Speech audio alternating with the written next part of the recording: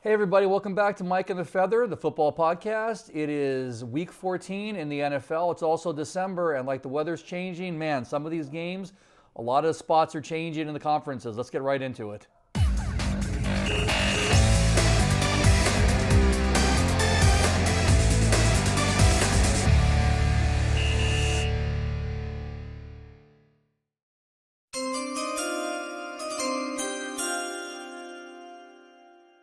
Hey everybody, welcome back to the podcast. And for those of you who joined us this past Thanksgiving for our live stream, we had a lot of fun. We actually had a Tom Grossi raid on our stream. He sent some of his viewers over.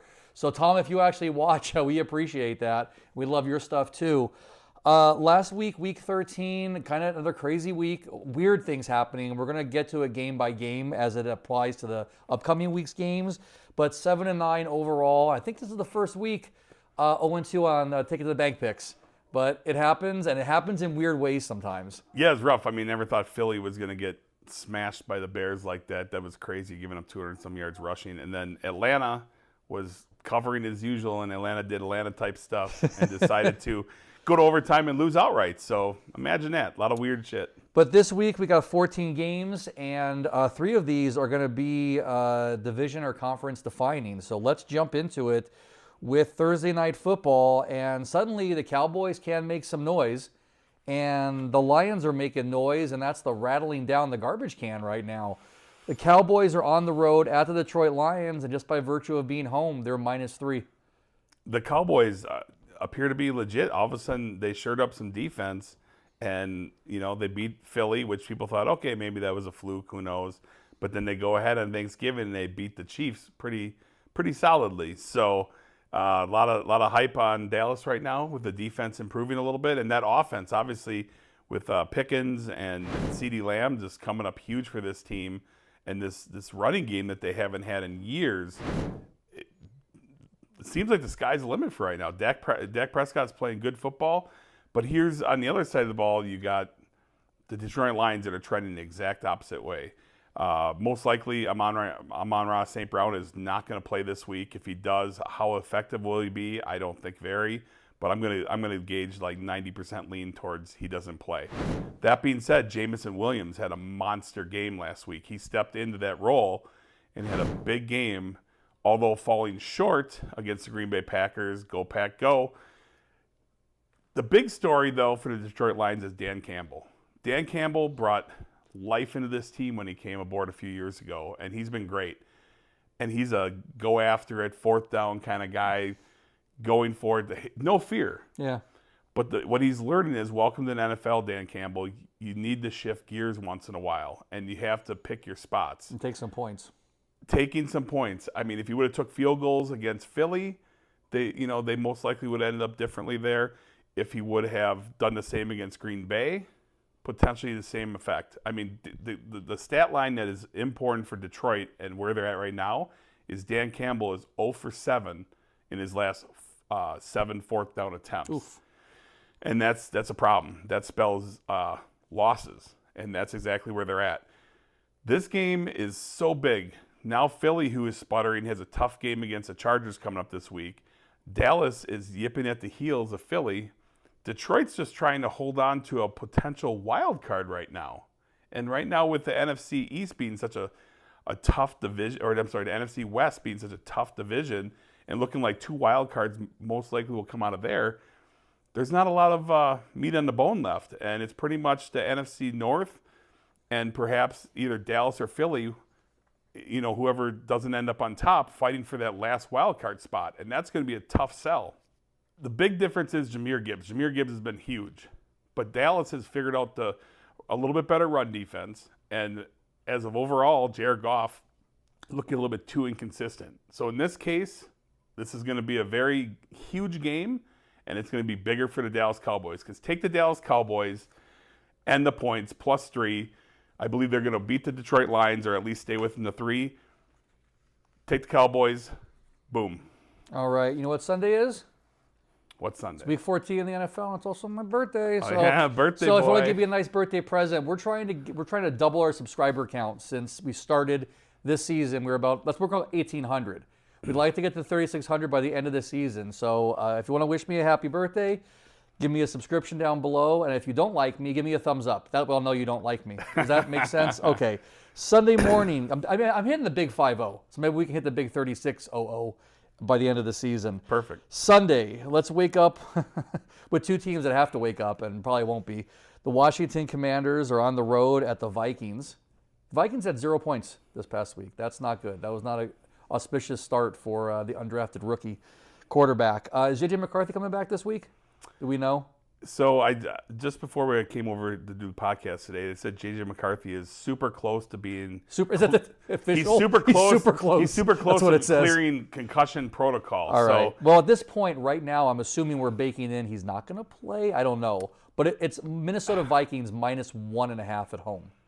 Yeah, this tells you where both these teams are at, because the fact that the Vikings are a favorite against just about anybody. Now at home, they are traditionally pretty good. Marcus Mariota had an okay game for Washington last week. You know, Terry McLaurin was back. He did some good things. This Washington team obviously has its struggles throughout the year as well. So this game is one, unless you're an absolute degen, just don't bet it, please. It's go play roulette. You have a better shot. But, you know, for the sake of picking, I'm going to go with Washington because I don't trust whoever this third-string quarterback is. He's terrible. I haven't even committed his name to my brain because he's that bad. He was worse than J.J. McCarthy, if that's possible. And whether it's him or J.J. McCarthy playing, I mean, it could, if J.J. McCarthy has one of his rare, decent games, they could possibly pull it out, but I don't buy he's going to necessarily be playing. And at this point, maybe Minnesota's going to tank to try to get a quarterback in the draft. I mean, I don't know. In fact, I don't even know if they have a first-round pick at this point. So, Commanders on the road, getting the upset. The Skull people are going to be mad again. +1.5 Commanders. Boom. I think we didn't say much, and that was still too much about this game. Next one up is Miami Dolphins on the road, going up north to the New York Jets. The Jets are playing, sell half your team, get rid of all your draft picks, and start playing like you have some ability. The Miami Dolphins are 2.5 points on the road. Miami suddenly, if they run the tables, they could finish 10-7, which would be pretty interesting. I don't think that that's going to happen. I mean, Miami doesn't do well in particularly colder weather.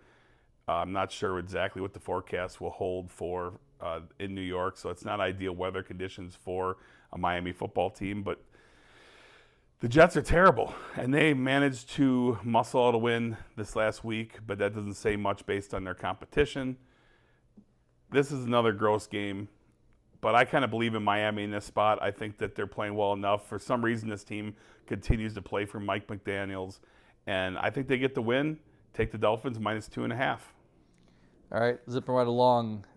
Game here, Tennessee Titans are on the road against the Cleveland Browns. Browns get the odd, favored by -4. The battle of both quarterback rookies. Cam Ward, the stud first-round draft pick, top pick overall. And then you got Shedeur Sanders, who in his own mind believes he should have been the number 1 overall pick. So it's a battle of reality and fantasy. So the Cleveland, the defense will be the difference here. They're at home. The defense is solid. I believe Myles Garrett's going to get his sack record, and he might get at least 1 sack this game, I believe, as well. I think the running game by Quinshon Judkins is going to be the key factor in this Browns matchup, and I think Tennessee just doesn't have it. I think their quarterback's going to continue to improve and get the volume, but Cleveland, 4 points seems like a lot for a Cleveland Browns team to be favored by anybody, against anybody. But that tells you how bad Tennessee is. Take the Browns -4. All right, we zipped through all that stuff, so we can get to our first big clash of the weekend, and this is going to be for the division, correct? Yes. Yes. Pittsburgh Steelers on the road at the Baltimore Ravens. Both teams at 6-6. Baltimore Ravens, after that very, very, my word of the day, auspicious start to the whole season, looked like it was about to go up in flames. Now suddenly the winner of this game is going to be sitting in first place at 7-6. The other one will be looking up, and right now the Baltimore Ravens are getting the nod at -5.5 this fine Tuesday morning. Yeah, Lamar Jackson's had he's sputtered a little bit last couple weeks, but for the season overall, Lamar Jackson's looking really solid, and he just needs to stay on the field and stay healthy for this Baltimore team to continue to win football games. Derrick Henry, they need to lean on him this time of year. It's colder out, and he's proven when he gets the ball, he's making some pretty good progress. Unlike Saquon Barkley, I can't seem to rush for over 10 yards ever. But 4 touchdowns this season. But Derrick Henry, he's getting her done. They need to feed him the ball. I understand that they're probably trying to, keep down his numbers. He's getting older, so maybe they're trying to save him for a playoff run. But I think they need to let him eat a little bit more. Zay Flowers, the number one wideout, had a terrible game last week. He didn't do anything, flat out nothing, and that's going to hurt Lamar Jackson. When Lamar Jackson's best wide receiver is Isaiah Likely, it's not a good situation for them. So that's what happened last week. A lot of turnovers, a lot of drops, a lot of mistakes by the Baltimore Ravens. And as we saw the result, it was a loss. So now in this case, Aaron Rodgers, the warrior, the man got his nose all bloodied up, and he was not looking like a hat. He looked like a very solid future meme because the guy looked beat up, bruised, and not happy with the play calling. The Steeler Nation was super unhappy with Mike Tomlin and the Steelers as they were calling for him to be fired in the stands. I mean, imagine being a fan base that your coach has never had a losing season in his career, and they're calling for him to be fired. But the reason why that's happening is because he's become this mediocre coach, this coach that wins enough games but doesn't take the next step. So they're going to have to take a step forward in the playoffs this year. And if not, Mike Tomlin might be on his way out, which he'll be unemployed for about 3 seconds because the minute he would become unemployed, he'll be scooped right back up. So neither here nor there. This game is huge. DK Metcalf has to step up in this game. They need help at wide receiver. I just don't see it. I don't see the Baltimore Ravens possibly losing this game at home. The question is, will they cover?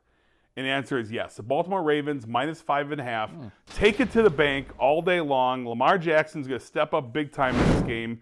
He's not a playoff quarterback as of now. He doesn't do very well in the playoffs, but this is regular season. This is one of 2 matchups they have against the Steelers to secure the division after such a poor start. Boom. All right, and we have one of our classic Battle of the Birds matchup next, the Seattle Seahawks. Will Sam Darnold actually do anything this week? Does he need to get the win? We'll see, against the Atlanta Falcons. And right now, Seattle Seahawks -7 and third biggest spread number of the week so far. But it seems like Seattle always seems to cover. It's crazy. The Battle of the Birds. Seattle had a monster defensive output last week and, just crushed. Now they're coming into Atlanta. We got Kirk Cousins, on his last leg. Drake London, will he play this week? That's an important question. We do not know. So Drake London playing is going to be a key factor because Darnell Mooney as the number 1 wide receiver is not ideal by any means. They do have Bijan Robinson. As long as they have him on the field, they have life. And their defense is playing pretty solid. But once again, they were taking the bank pick for us last week. They leaked out at the end. Not only gave up a 7-point lead, but then went to overtime and lost. So this Atlanta team is just heartbreaking. Heartbreak Hotel. They're on the border of dead to me classification. In this case, we see a situation where Jackson Smith and Jigba in a dome should have a monster game this week. He didn't do a whole lot this last week, but he should do quite a bit this week. Bijan's going to get his yards, but Seattle's defense has been impressive all year long. Sam Darnold's banged up. He's on the questionable, but he'll be playing. I have no doubt in that. He's playing in the dome, which he definitely did well last year as a Minnesota Viking. 7 points seems like a lot on the road, but Atlanta, who's playing for basically nothing at this point, and Atlanta doesn't even have a first-round draft pick this year. So no matter how bad Atlanta finishes, they don't even have a first-round pick either way. So it's bad all around for Atlanta, and this result's going to be bad because take Seattle -7 to the bank. The Seahawks are going to get it done as they continue to battle for a top seed and a top position in the NFC West, which is so competitive. They're going to get it done. Boom. That's the first time this entire season you went bank to bank, so to speak. Bank to bank. Bank to bank. All right, let's get right at the middle of the pack, and this is one of the other big matchups of the 3 this week. Who would have thought we'd see the Colts? Maybe I thought it because I watched Daniel Jones for so many years. But suddenly, after sitting top first place, they're now looking up from the wild card spot. And they are on the road battling who would have thought this, Jacksonville Jaguars, who are currently sitting in first place. Right now, this is close to a coin toss, but the Colts are getting the nod on the road at -1.5. This is wild. Will the real Jacksonville Jaguars please stand up? Will Trevor Lawrence, the real one, please stand up? I mean, they're back and forth. Jacksonville first place at this point. I mean, I don't think many people had either of these teams on their bingo card as being top performers to start the year. But Trevor Lawrence managed to play a great game, and I tell you why. Last week he played well because the new addition, Jacoby Myers, that guy is happy. He moved from Las Vegas, playing for the Raiders and nothing but sadness, to going over to sunny Florida, playing for Jacksonville, and he had a big game. So Jacoby Myers is a key factor, as Brian Robinson Jr., the last year rookie standout, who's struggling this year to find footing. Hopefully he figures it out because it could be a great 1-2 punch between those two wide receivers. Travis Etienne and Tutin have been great 1-2 combos for running backs. It's been frustrating for us because we have Etienne as our running back and he keeps getting sniped by Tutin. But either way, for Jacksonville, it's a good thing. This defense is playing well. On the other side of the ball, Jonathan Taylor has struggled the last couple weeks. He's not getting it done.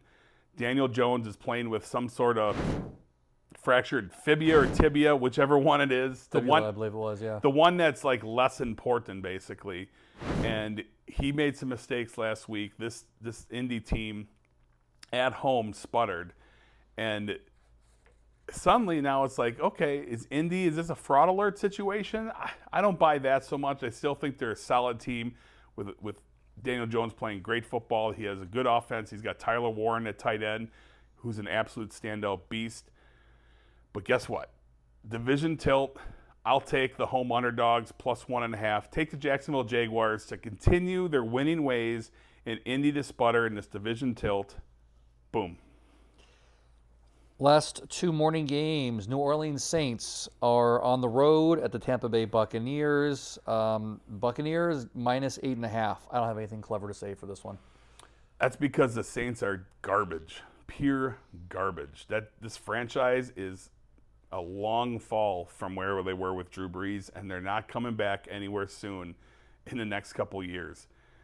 Baker Mayfield, the guy's a warrior. He was banged up, has his shoulder all messed up. He still played. They got it done. Welcome back, Bucky Irving. Bucky Irving is an absolute beast. He's like a cheat code.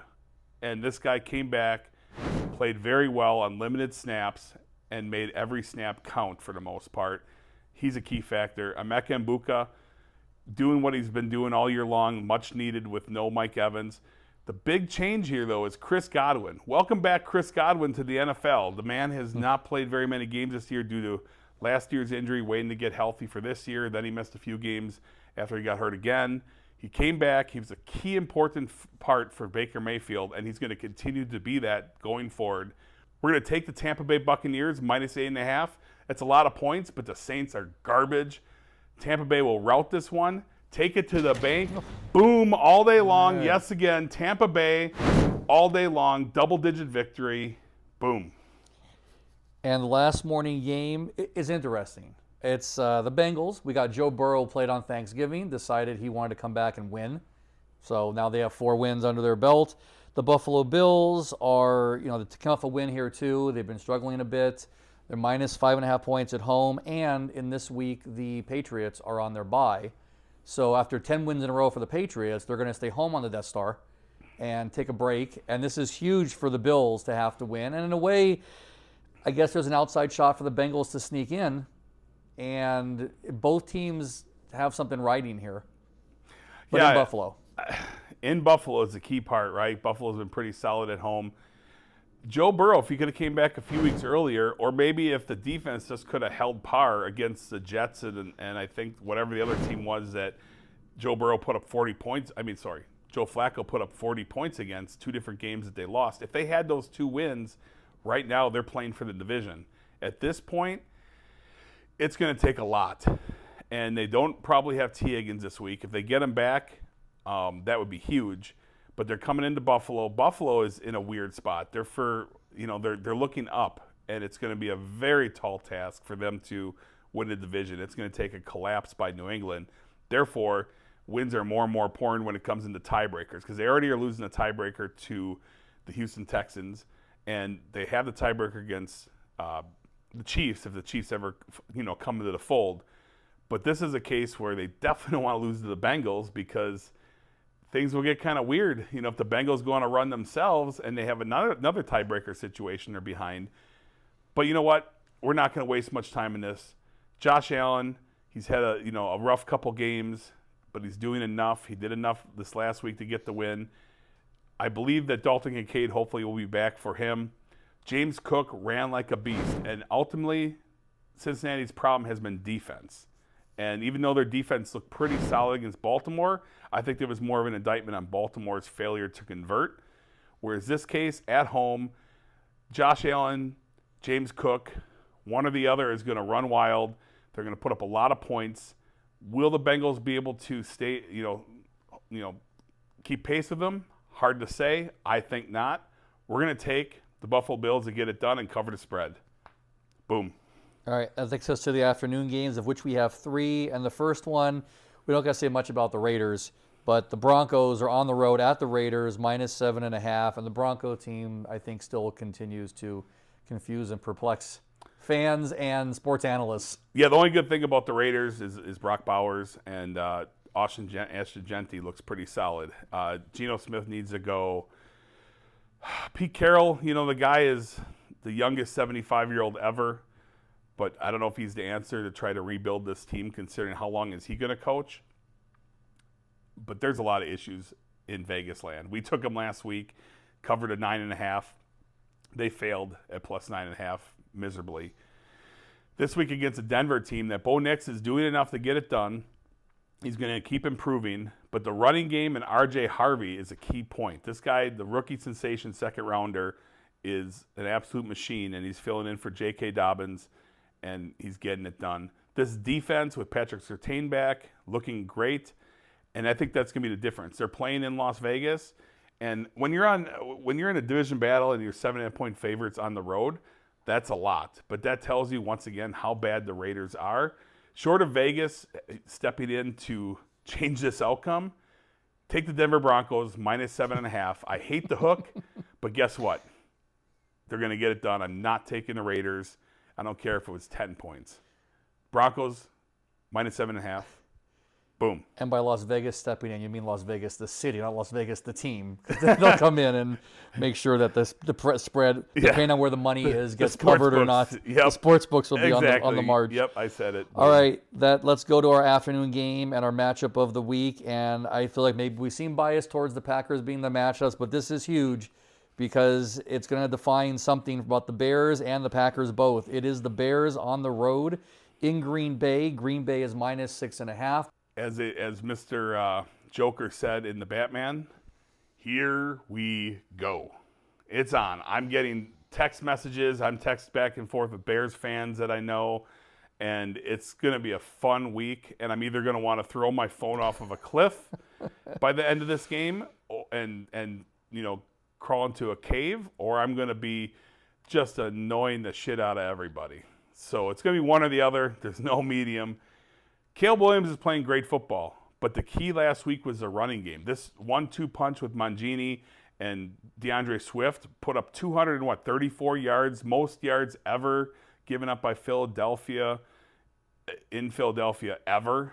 I mean, what is going on? This Bears team going in last week were -3 point differential for their matchups on the year. What team do you know is in that position and they're -3? Crazy.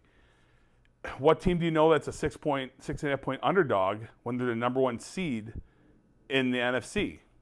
That says a lot what Las Vegas and bettors think of the Chicago Bears. They think that potential fool's gold? I don't know. Jordan Love. People like to dog him. They've been trying to look for reasons to find mistakes, but statistically across the board, if you match up his same amount of games to Aaron Rodgers and Brett Favre, he is statistically outperforming both those guys. Jordan Love is doing what he needs to take care of the ball. He only has 3 interceptions this year compared to last year where he was winging the ball and creating a lot of turnovers. Micah Parsons is the X factor. He is the Reggie White of Green Bay, and we saw what happened when Reggie White came to Green Bay. They won a Super Bowl, and they went to 2 in a row.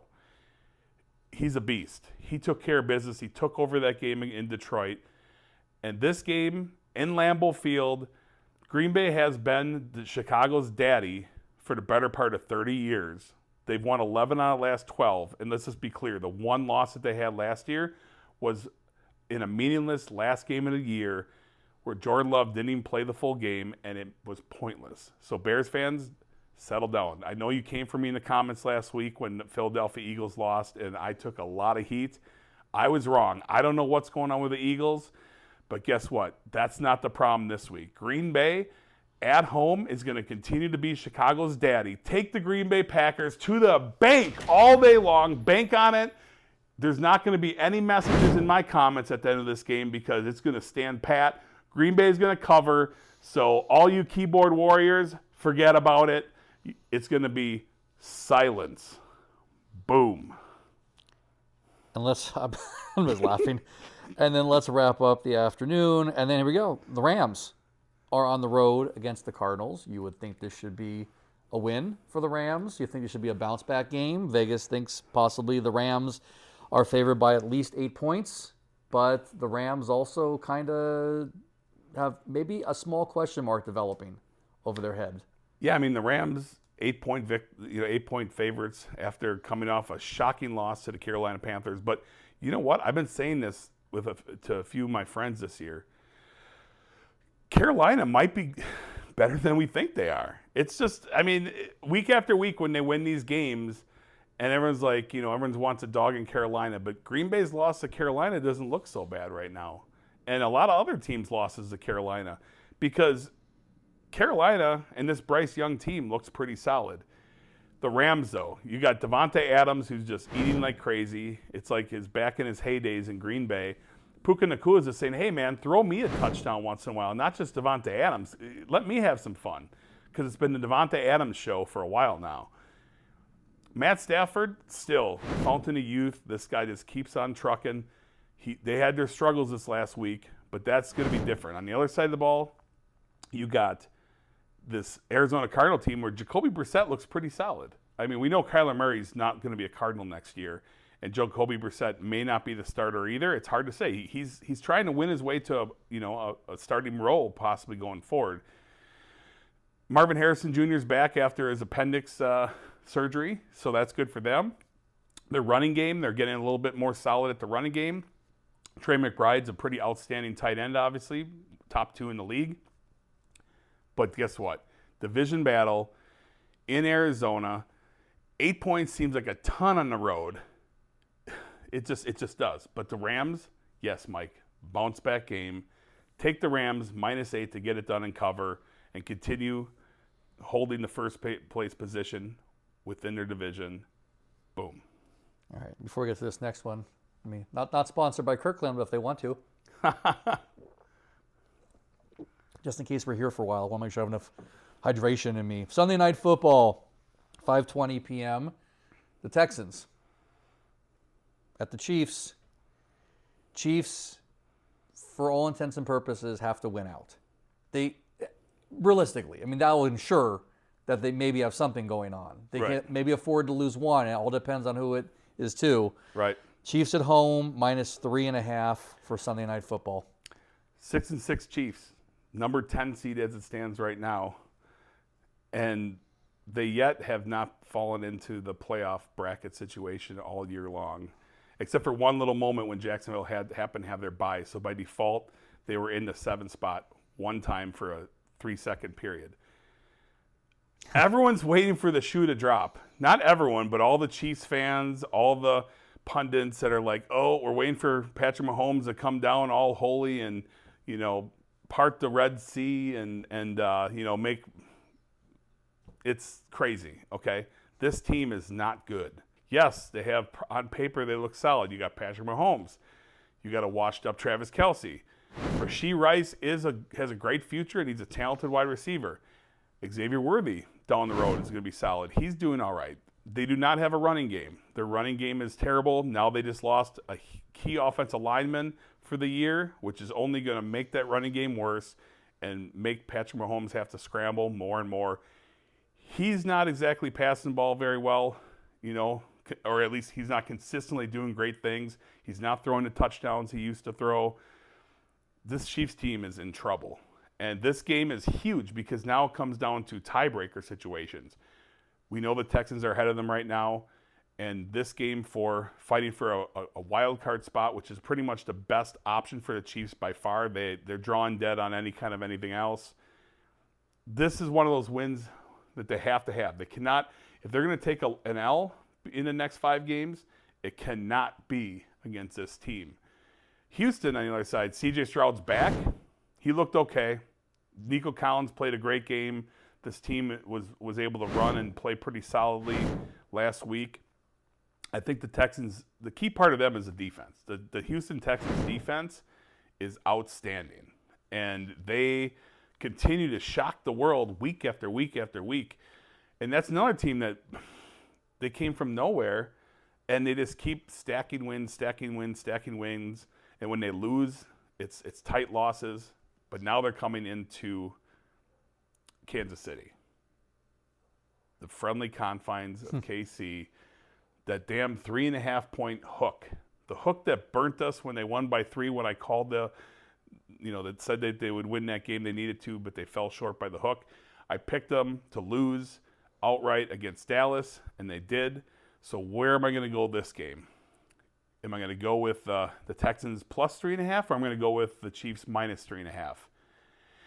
And in this case, we're going to go with the Kansas City Chiefs minus 3.5 because one way or another, they're going to dig out and they're going to figure out a way in a nitty-gritty game to get this done and cover the 3.5. If you can, buy the half-point hook like I did 2 games ago, just so you don't get shafted late. But either way, KC gets the W. Boom. All right, and that takes to the first Monday Night Football game of December, and it's kind of a big one in its own right. It's the currently slumping Eagles on the road at the LA Chargers. We just talked about the Chiefs, and we talked about the Broncos a little bit ago. The Chargers want to keep pace in that division with the Broncos, who keep finding ways to win, even barely, and they certainly don't want to give the Chiefs an opening. Philly's got to do something, or they're going to have the Cowboys breathing down their necks before they know it if that Dallas keeps trending upward. So Eagles at Chargers, Monday Night Football, Eagles minus 2.5. This is a huge game for both teams because right now the Chargers are trying to keep pace with Denver, and they're trying to keep well in a great position for the wild card, which are in good shape right now. Losing Justin Herbert, not losing him, but he did break some sort of bone on the top of his hand that he's having surgery today. Non-throwing hand, right? Yeah, non-throwing hand. But it sounds like it's minor enough that it's kind of an Aaron Rodgers situation where he might play this week. We'll have to see. If he doesn't play, that's a big problem because Trey Lance is not the guy. So that's going to be a problem for them. Omarion Hampton, good news.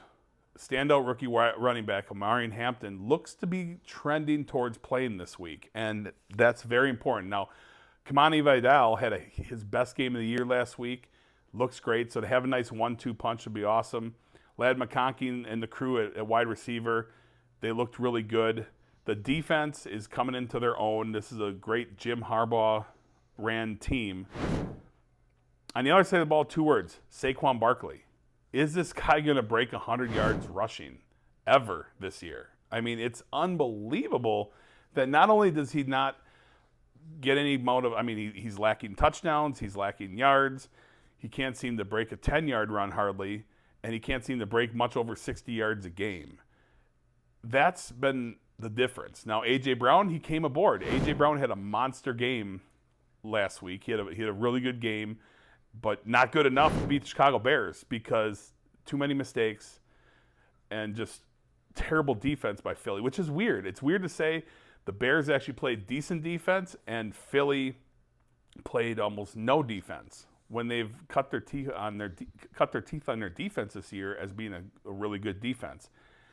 I don't know what to think. Jalen Hurts, the tush push, everything is just kind of a mess. Their coach seems to be pulling Dan Campbell type things and making incorrect decisions at certain times. I know Philly fans are super frustrated. They were booing like crazy since quarter one against Chicago on Black Friday. This game, pivotal. If they lose this one and Dallas gets to win, all of a sudden it becomes real that Dallas is right there for the division with 4 to go. Mm-hmm. Philly can't have that for sure. And the Chargers, I wish I knew if Justin Herbert's going to be good to go, how the surgery's going to go, how much that hand's going to be affected. And that gives me some pause for sure.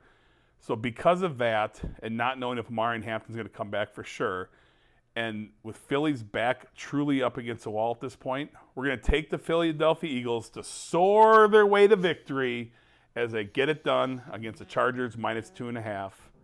Boom. I just realized the last football game I'm going to watch in my 40s is the freaking Cowboys.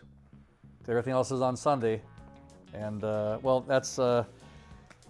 Come and go up from there. Your favorite team. My favorite the team. Cowboys. Yes, and your favorite team, the Lions. Hey, on a positive note, your Giants can't lose this week because they're on a bye. Did we ever mention how they came in first in the going out of the conference runnings? They were the first team to win the ability not to be in the playoffs. They won. Something. They won the first team to be knocked out. When we lose, we're setting pace. Yeah. All right, guys. Thanks for watching. Thanks to all our new subscribers. We hope you enjoyed the video from this week. Thanks for Thanksgiving. It was a great time, and we got 5 more weeks of this, and then playoffs. And some of that stuff might be shaken out this week. Thank you guys for watching. Feather? We're going to learn a lot at the end of this week. A lot of big matchups. We're going to find out what teams are going to be for real and what teams are not. Until then, guys, we'll see you next week. Take it to the bank. Boom.